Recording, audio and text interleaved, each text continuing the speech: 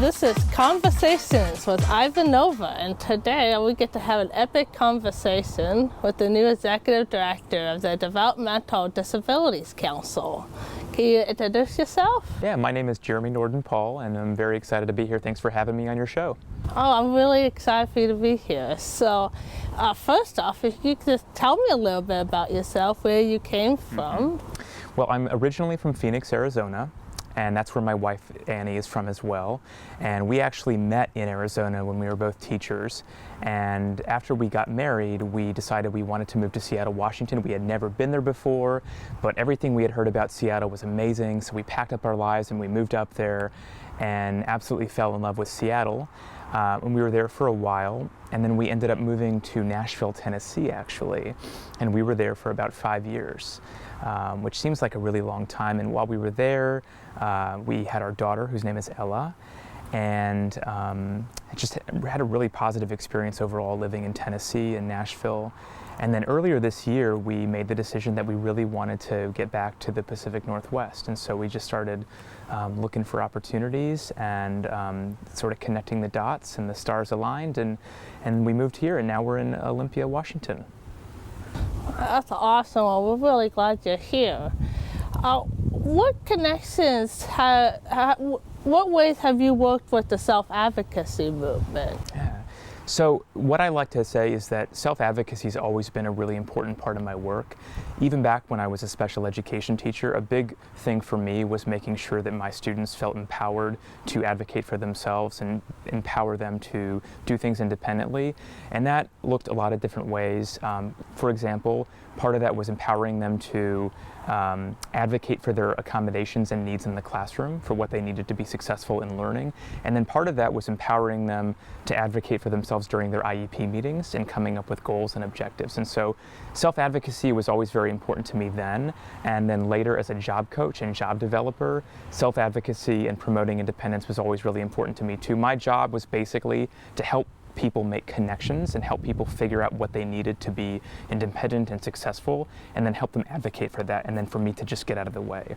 And so self-advocacy has always been really big for me in my work, and I'm very excited to be here in Washington because I know that there are a lot of really strong, vibrant self-advocacy groups, and I'm very excited about getting to know each one of them and to learning from them and working with them.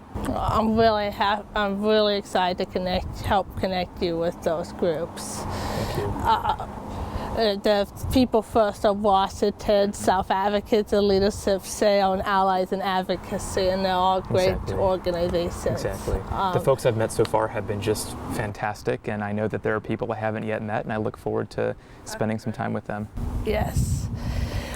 So what goals do you have in the upcoming years in your I guess in your first 100 days? First 100 days, yeah. What are your goals? That's a good question. I think in my first 100 days, a lot of my goals are centered around getting to know people, understanding the systems that we work within, building relationships with a lot of those stakeholders and groups that we talked about, understanding our strengths, what we're doing really well already as a state, and then also understanding what the gaps are or the opportunities that we want to improve.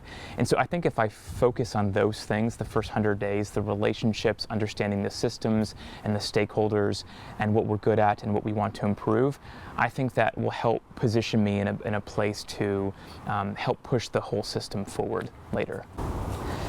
That's awesome. What partners are you wanting to work with outside of the DD community? I love that question because I think it's really important for us to think about developmental disabilities not as a single issue that is only impacting the lives of people with developmental disabilities, but really developmental disability is something that cuts across all different sectors and groups and organizations and issues. And so whether we're talking about the education world, whether we're talking about the service world or politics or the environment or economic development, it's an issue that affects everyone in some way or another. And so I have a lot of experience working with people in all different groups and sectors. One example of that is I've worked closely with people in the economic and community development sector because that's a group that has historically not been included very much in the conversation about developmental disabilities and promoting opportunities for people.